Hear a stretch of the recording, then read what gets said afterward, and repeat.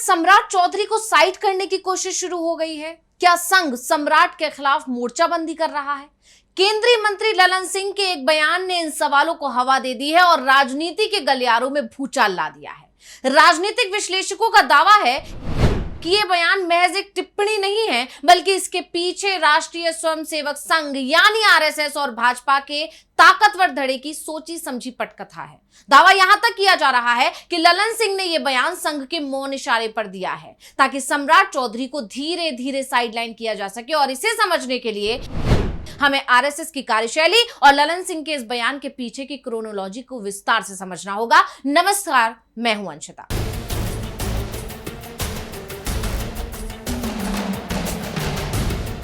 पहले नजर में यह थ्योरी अजीब लग सकती है कि संघ अपनी ही पार्टी के एक मुख्यमंत्री को किनारे करने के लिए सहयोगी दल जेडीयू के नेता का इस्तेमाल क्यों करेगा। लेकिन कहा जाता है कि राजनीति में कुछ भी हो सकता है। और वैसे भी ललन सिंह भले ही जेडीयू में है, लेकिन यह बात किसी से छिपी नहीं है कि वो संघ के बेहद करीबी हैं और नीतीश कुमार से दूर। इसलिए जैसे ही ललन सिंह ने यह बयान दिया, गलियारों में चर्चा ने जोर पकड़ लिया कि ललन सिंह के इस बयान के पीछे संघ है। और इस तरह की जो खबरें चल पड़ी हैं, इन अटकलों के पीछे की सबसे बड़ी वजह है सम्राट चौधरी संघ की पसंद ना होना। अब सबसे पहले तो ललन सिंह का वो बयान देखते हैं जिसको लेकर कहा जा रहा है कि ये बयान ललन की सोची समझी रणनीति है। सुनिए क्या कुछ कहा।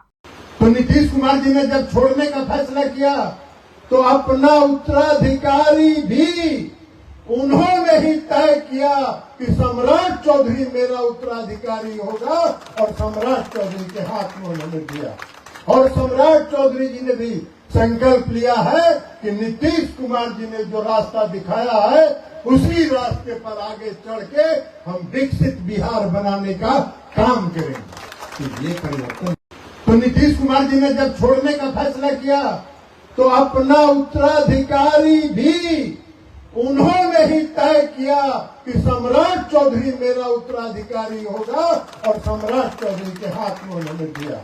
और सम्राट चौधरी जी ने भी संकल्प लिया है कि नीतीश कुमार जी ने जो रास्ता दिखाया है उसी रास्ते पर आगे चढ़ के हम विकसित बिहार बनाने का काम करेंगे।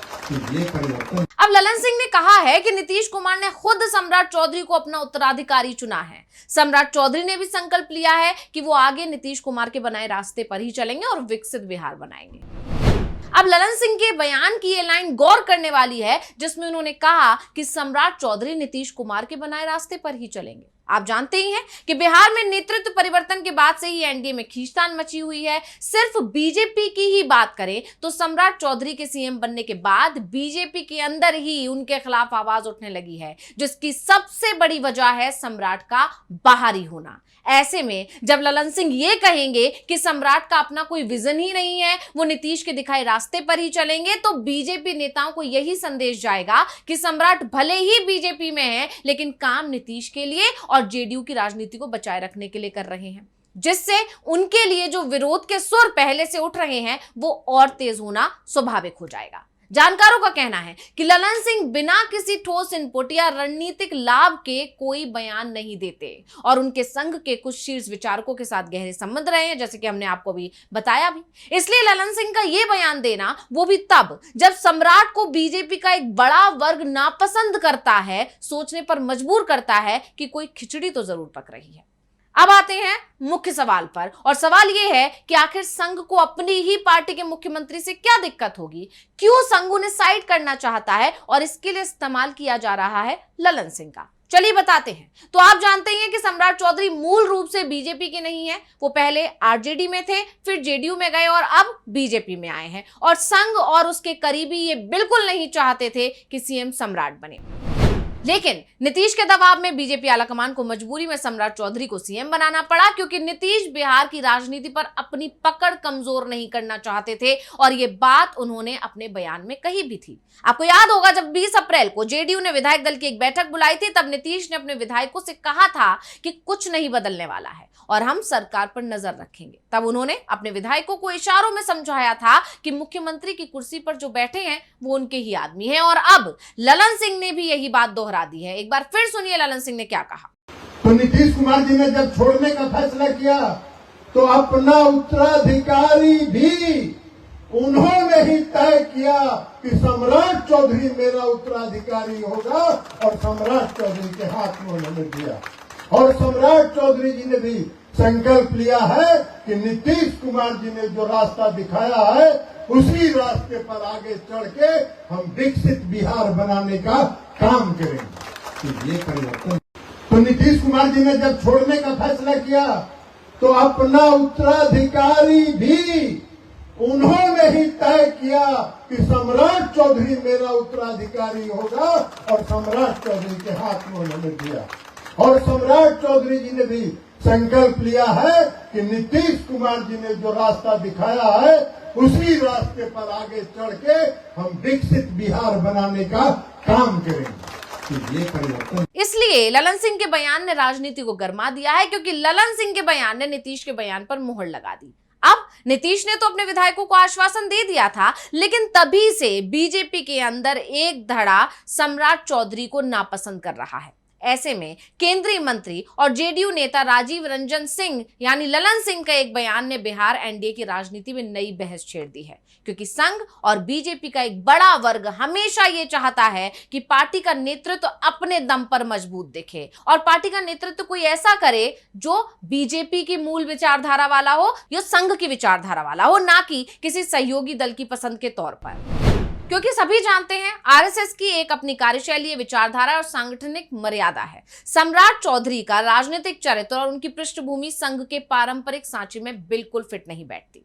आरएसएस उन नेताओं को प्राथमिकता देता है जो बाल स्वयंसेवक रहे हो या जिन्होंने संघ की शाखाओं में समय बिताया हो, और इसके विपरीत सम्राट चौधरी एक विशुद्ध राजनीतिक दल बदलू रहे हैं। वो पहले राजद में थे, फिर जेडीयू में आए और अब बीजेपी में, और संघ की नजर में सम्राट चौधरी एक विशुद्ध राजनीतिज्ञ हैं, ना कि वैचारिक स्वयंसेवक। और संघ को हमेशा यह डर रहता है कि ऐसे नेता संकट के समय या निजी महत्वाकांक्षा के लिए कभी भी पाला बदल सकते हैं। और सम्राट चौधरी के पिता शकुनी चौधरी बिहार के बड़े नेता रहे हैं, लेकिन उनकी राजनीति कभी भी दक्षिणपंथी नहीं रही।